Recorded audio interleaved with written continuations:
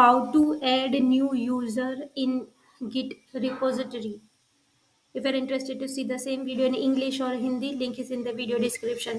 તો મિત્રો આજે આપણે રિપોઝિટરીની અંદર જે મારી પ્રાઇવેટ રિપોઝિટરી છે ને એમાં મારે એકથી વધારે યુઝર એડ કરવા છે મલ્ટિપલ. તો સૌથી પહેલાં શું કરવું પડે, કારણ કે મારી રિપોઝિટરી તો પ્રાઇવેટ છે, તો મારે સૌથી પહેલાં શું કરવું પડશે, કોઈ બી નંબર ઓફ યુઝર છે એને ઇન્વાઇટ કરવું પડશે. તો સેટિંગ પર ક્લિક કરીને કોલેબરેટર પર જતા રહેવાનું.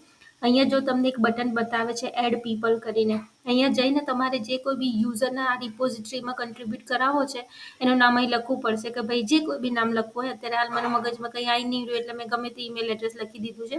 તમારે જે યુઝરના બ્રાન્ચની અંદર કોલેબરેશન કરાવડાવવું હોય, એડ કરાવવું હોય, એનું ઈમેલ એડ્રેસ અહીં તમારે લખવાનું રહેશે અને પછી એને ઇન્વાઇટ કરી દેવાનું હશે.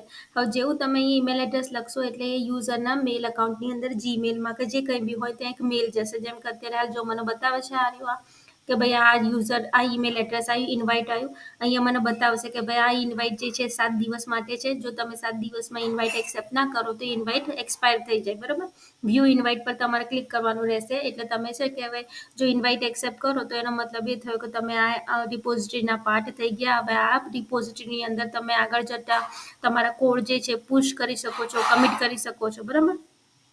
તો બહુ સિમ્પલ પ્રોસેસ છે. રિપોઝિટરીમાં સેટિંગમાં જવાનું રહે અને પછી તમે તમારે જે કંઈ બી નંબર ઓફ યુઝર્સ છે એ બધાને અહીં એડ કરી દેવાના. મેં અત્યારે હાલ મારું એક બીજું જીમેલ અકાઉન્ટ હતું, એ જીમેલ અકાઉન્ટને અહીં એડ કરીને ઇન્વાઇટ એક્સેપ્ટ કરેલી હતી એટલે એણે મને બતાવી દીધી.